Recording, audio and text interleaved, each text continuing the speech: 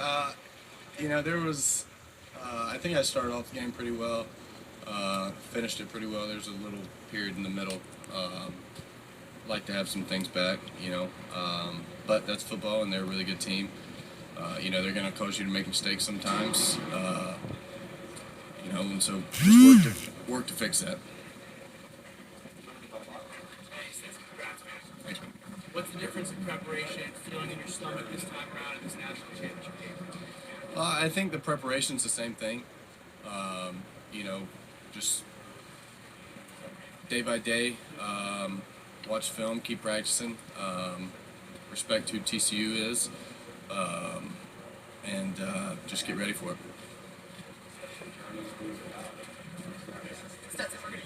Okay.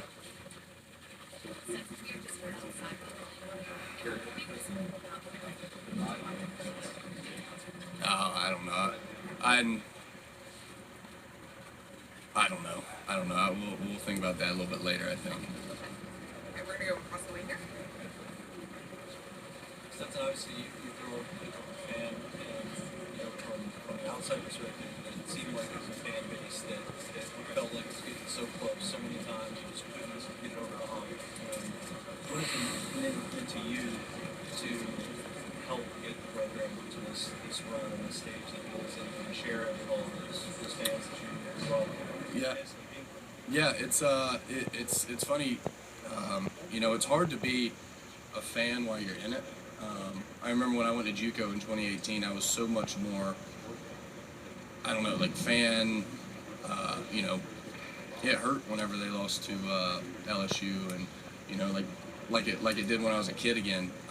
While I'm here, it's hard, but I do have just an immense amount of respect for Coach Smart, all the guys who on this team go to work every single day. You sweat together, you bleed together, and it's to create a program that's like this, and extremely proud of that, and proud to be a part of it.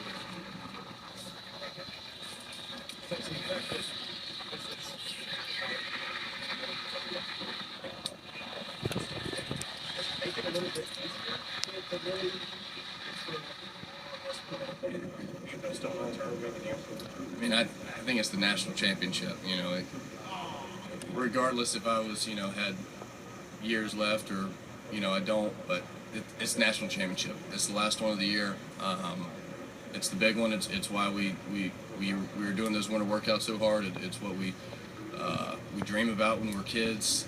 So I don't think really me leaving has anything to do with how hard I'm preparing. We're gonna go across the way right Stetson, I've had so many fun stories with you over the last 2 years. Two I want to ask you about. One, I heard once that you were 14 on a cruise ship.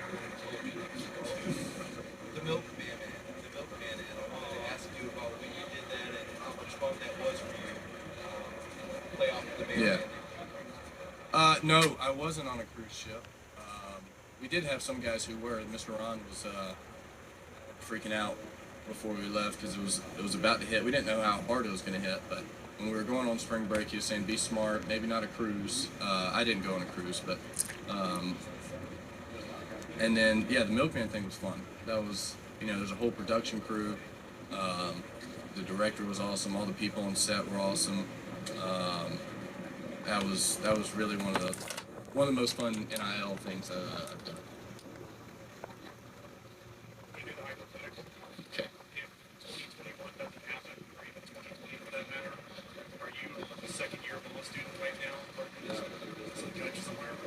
Oh, if I was, I'd probably be a little sad. But no, probably not. I probably would have left and went somewhere else.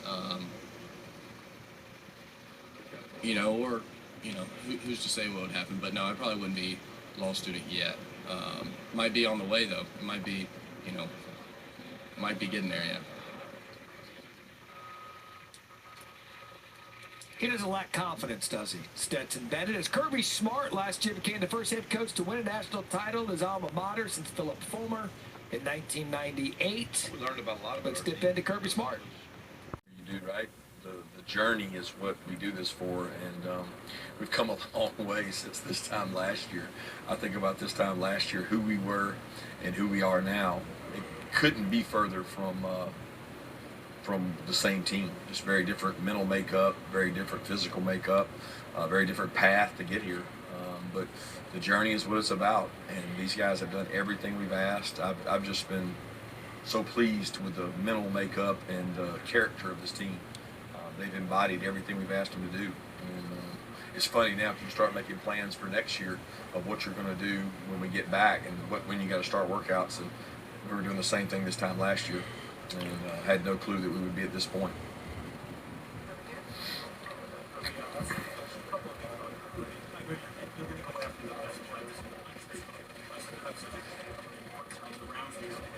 Is there something strategic about your decision to join Texas for a reach out to Brock Bowers? Is it more than just their best player? Well, I mean, nobody really wanted A.D. Mitchell. I mean, A.D. Mitchell didn't have an offer. A.D. Mitchell was more of a workout tape that he kept sending us. He's a unique situation. He's very different than Brock because, Brock was recruited nationally and really high thought of. But every situation is different. Our footprint is really good. When you look at the MVPs of our last game, Stetson Bennett and Javon Bullard, neither were very highly recruited in-state players who were good high school football players. You look at Ladd McConkey, he's an in-state kid that wasn't highly recruited. So our footprint is what our footprint is. We go after the players we think fit our culture, and that's more important than maybe where they're from.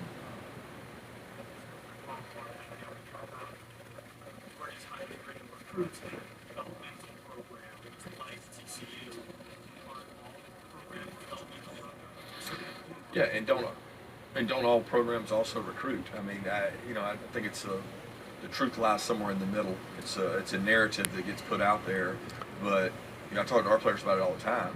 Our best players on our team are not our most highly rated players. We've got 4 or 5 guys that were not. I mean, they're really good football players, and TCU has a team full of really good football players. And I watch those guys play, and the way they play is so much more important than who wanted them out of high school. I mean, who cares? Our players respect football players, and they respect the football players on our team, whether they were a 2 or 3 star, and they respect the players on TCU's team, whether they were.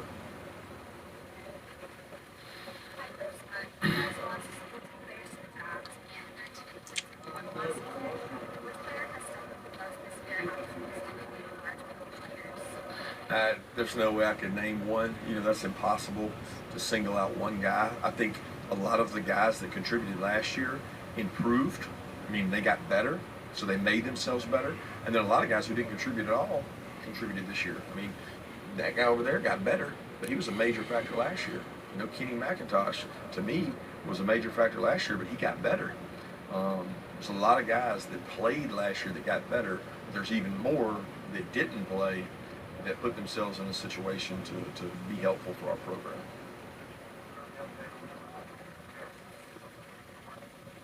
Yeah, I mean, we're hopefully going to be able to play. I mean, that's really all I can say. We haven't done much since then, so since we've been at home. So I'm hopeful those guys are able to play and help us, and those guys want to play. I can promise you that.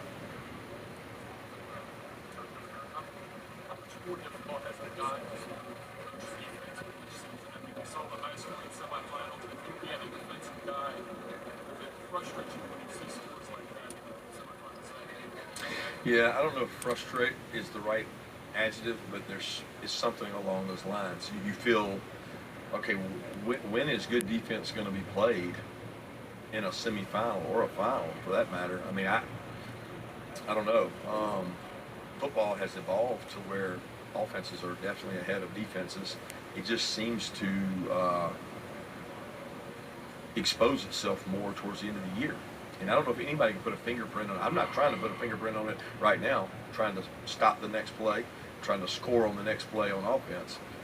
But I don't, I think it is a thing. I just don't know what causes it or what allows it. But conditioning levels may have something to do with that. And offenses have been ahead of defenses, so you've seen a lot of high-scoring games.